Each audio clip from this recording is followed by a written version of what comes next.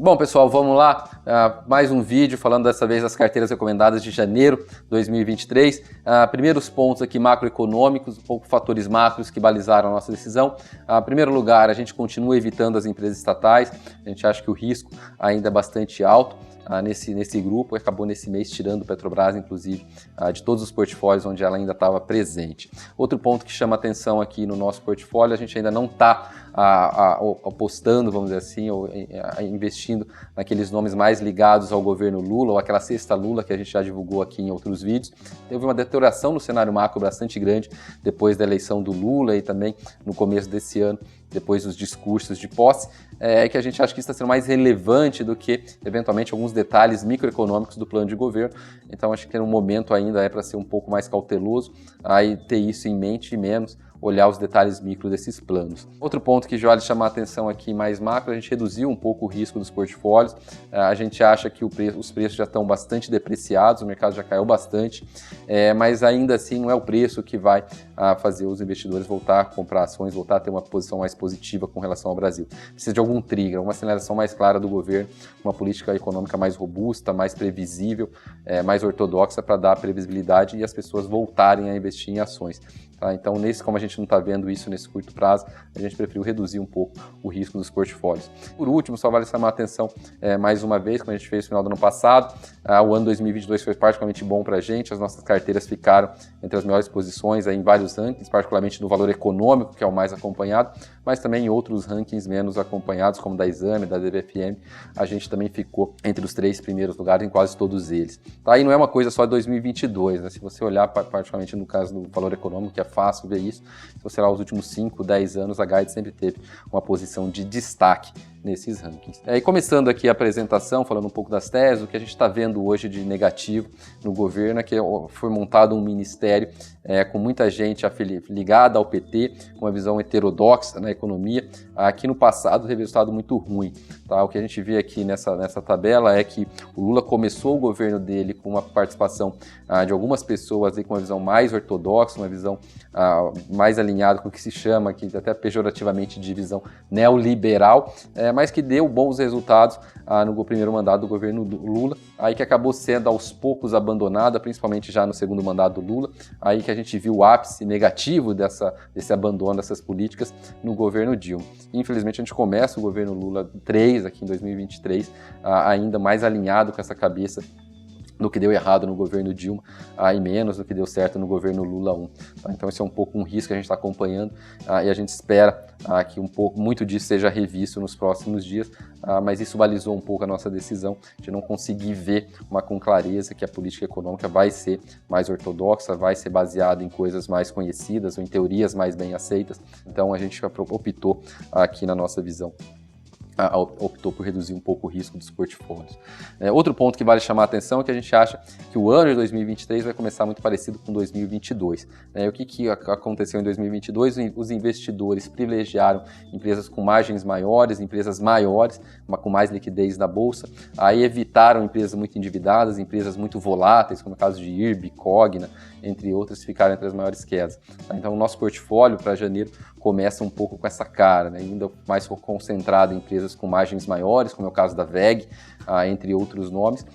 O Itaú também é um bom exemplo disso, empresas maiores de uma forma geral,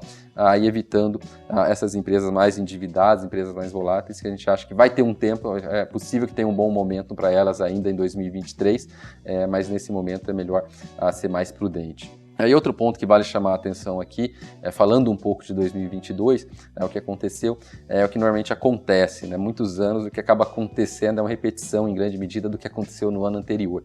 Então 2023 a gente acha que vai começar pelo menos muito parecido com 2022, e o que pode ser o grande catalisador para uma melhora do mercado, um momento para assumir mais riscos, investir mais em small caps, por exemplo, ou empresas mais cíclicas, é uma virada do cenário macro com queda dos juros aqui no Brasil, por exemplo, mais sinais de redução da inflação, crescimento econômico, e obviamente tudo isso passa por uma política econômica mais robusta, mais ortodoxa. Enquanto isso não acontece, a gente acha que é mais prudente seguir acompanhando o que deu certo em 2022, como eu falei com o gráfico mostra, que também era o que deu certo em 2021, que é apostar um pouco mais em commodities, apostar um pouco mais em empresas maiores, com margens maiores, que é o que vem dando certo. Começando então pela carteira valor, a gente só fez uma troca, a gente tirou a Arezzo, que é uma empresa cíclica doméstica, uma empresa de vestuário, para colocar a WEG, como eu falei várias vezes, é uma empresa que a gente gosta, que a gente ficou com ela em vários portfólios, boa parte do ano 2022, e decidiu colocar novamente na carteira valor agora em janeiro de 2023. Na carteira Top Picks, a gente fez um pouco mais de mudanças, a gente tirou também Arezzo para colocar Cielo. Aqui no caso Cielo é uma opção também de uma empresa que passou por um momento muito ruim durante alguns anos,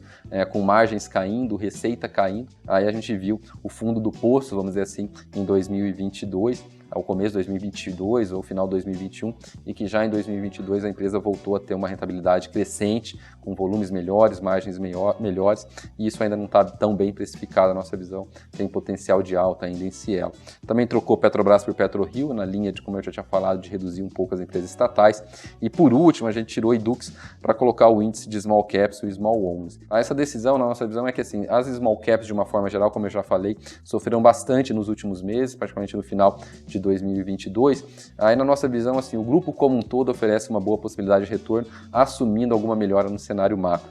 Mas é mais difícil você apostar especificamente num nome, se é Movida, que é um nome que a gente já chegou a falar aqui algumas vezes, ou Edux, ou alguma outra Small Caps, a gente achou prudente nesse momento trocar essa empresa Edux pelo índice de Small Caps, achando que o risco-retorno aqui é um pouco melhor.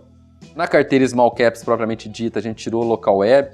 uma empresa de crescimento, uma empresa de tecnologia, um grupo que está sendo desfavorecido não só aqui no Brasil, mas no mundo inteiro, em parte por conta do aumento dos juros, e também colocou Cielo, que eu já falei os pontos positivos de Cielo agora mesmo. Então só uma troca na carteira Small Caps. E por fim, na carteira de dividendos, o que a gente fez aqui de troca mais uma vez foi tirar Petrobras. Como eu falei, o cenário para a Petrobras é um pouco mais difícil, a gente não sabe qual vai ser a política de preços, qual vai ser a política de dividendos, a política de investimentos da Petrobras. Na verdade, a política de preços e investimentos em conjunto determinam a política de dividendos, então tem uma incerteza muito grande sobre a Petrobras nesse momento. A gente achou prudente tirar e colocar no lugar a Vivo, que foi uma empresa que caiu bastante nesses últimos meses, oferece um dividendo bastante alto,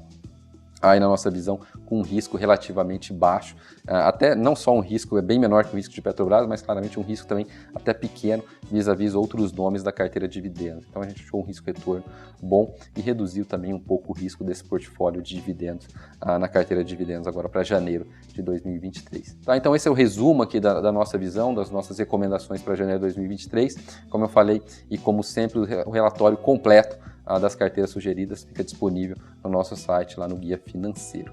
Mais uma vez, obrigado pessoal pela participação e um bom 2023 para todos.